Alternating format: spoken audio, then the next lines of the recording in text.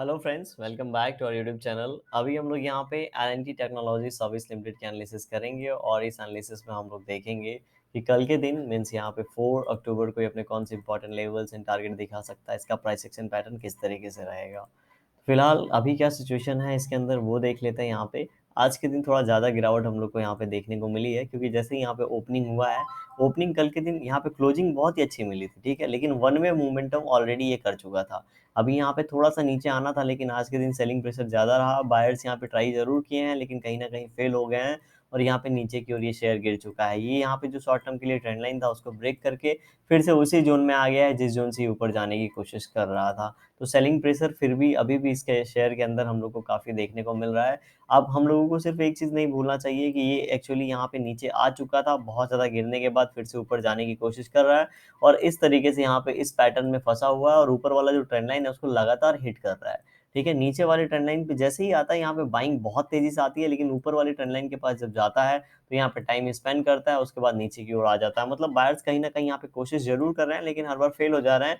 लेकिन नीचे वाले लेवल से बाइंग जरूर बहुत तेजी से आ रहा है। तो अगर ये गलती से ये लेवल्स, ये ट्रेंड लाइन अगर यहाँ पे ब्रेक डाउन होता है तो तेजी से नीचे की ओर गिर जाएगा, क्योंकि जिस लेवल से बायर्स इसको बाई करके ऊपर लेके जा रहे हैं, अगर वो लेवल यहाँ पे ब्रेक हो जाता है तो बायर्स फिर इसको इन लेवल्स के आसपास हाथ नहीं लगाएंगे और ये फिर 3550 3350 के आसपास हम लोग को आता हुआ देखने को मिल सकता है। First case. सेकेंड केस में अगर यहाँ पे ये नीचे आया और इन लेवल से फिर से बाइंग हैपनिंग होती है और ये कहीं 3600 के लेवल को ब्रेक करता है तो ये ऊपर की ओर निकल सकता है। कितना निकलेगा? तो 3700 के आसपास ये जा सकता है। वन डे टाइम फ्रेम पे क्या सिचुएशन बनी है वो हम लोग यहाँ पे देख लेते हैं। काफ़ी बियरिश नज़र आ रहा है। ओके, तो आज का यहाँ पे कैंडल पैटर्न देख लेते हैं। यहाँ पे लास्ट स्विंग जो लग चुका है अभी 3600 के आसपास का लग चुका है और यहाँ पे जो नीचे की ओर लास्ट स्विंग है वो लगभग लगभग हम लोग लेवल चेक कर लेते हैं। ये इसका लेवल कितना है? ये लगभग लगभग 3434 के आसपास है। ठीक है, 3434 के आसपास ये है और यहाँ पे 3600 का हाई लग चुका है। तो अब ये क्या करेगा, इस जोन में जब भी आएगा 3440 के पास ये यहाँ पे ऊपर जाने की कोशिश करेगा और यहाँ इन्हीं लेवल से इसको रेजिस्टेंस मिलेगा। तो अगर यहाँ पे ये ब्रेक डाउन करता है तो फिर से ये अपने 3320 वाले लेवल के आसपास आ जाएगा।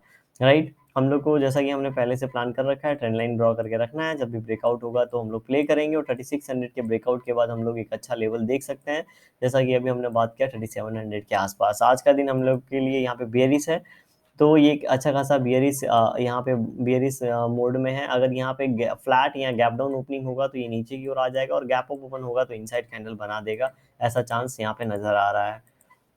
15 मिनट टाइम फ्रेम पे अगर हम लोग इसको फिर से यहाँ पे अगर देखेंगे तो आप एक चीज़ यहाँ पे ध्यान रखिए। ये वाला जो लेवल था, ठीक है, 3520, ये इंपॉर्टेंट लेवल था, इसको इसने ब्रेक किया है। तो अगर 3525 के आसपास ओपनिंग होता है तो फिर ये जो लेवल है ये एक सपोर्ट की तरह काम करने लगेगा। लास्ट स्विंग इसका, तो ये फिर यहाँ पे इस तरीके से ऊपर की ओर निकलने की कोशिश करेगा।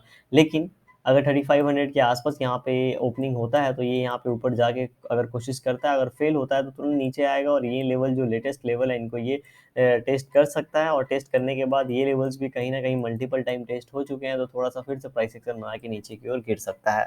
अगर यहाँ से नीचे की ओर गिरता है तो हम लोग यहाँ पे अच्छा खासा फिर से एक गिरावट देखने को मिल सकता है, लगभग लगभग 3360 के आसपास, सॉरी 3460 ये हो गया, तो 3360 के आसपास हम लोग को गिरावट, मतलब इन लेवल के आसपास हम लोग को गिरावट देखने को मिल सकता है।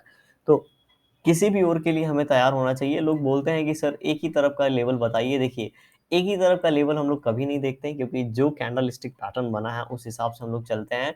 हमें एक्चुअली होता क्या है, हमें सिर्फ एक तरह के लेवल को फॉलो करना चाहिए। मतलब अगर आप बाइंग का लेवल फॉलो कर रहे हैं तो सिर्फ बाइंग का करिए, ताकि आपका एसएल सिर्फ एक ही तरफ हिट हो, आपका लॉस जो हो वो यहाँ पे कम हो जाए। ठीक है, तो इसीलिए हमें सिर्फ एक तरफ के लेवल को फॉलो करना चाहिए। ये नहीं बाइंग भी कर रहे हैं सेलिंग भी कर रहे हैं, इससे क्या होगा, दोनों तरफ आपका लॉस हो सकता है, लेकिन जब प्रॉफिट मिलेगा तो सिर्फ एक साइड मिलेगा। इसीलिए सिर्फ एक चीज को फॉलो करना चाहिए, जिधर हायर प्रोबेबिलिटी हो उधर फॉलो करना चाहिए। राइट, तो अभी यहाँ पे लेवल्स की अगर हम लोग बात करेंगे तो नीचे वाले लेवल्स जो हैं, ठीक है, अगर ये 3470 को ब्रेक करता है तो 3460 3445 का दूसरा टारगेट। अब बाइंग के लिए हम लोग यहाँ पे देखेंगे, अगर ये 3446 को ब्रेकआउट दे देता है तो ऊपर की ओर एक लेवल हम लोग रखेंगे 3475 का। तो 3475 का एक लेवल हम लोग ऊपर की ओर रखेंगे। वीडियो पसंद आई होगी तो लाइक कर दीजिएगा, चैनल पे नए होंगे सब्सक्राइब कर सकते हैं आप। Thank you for watching this video.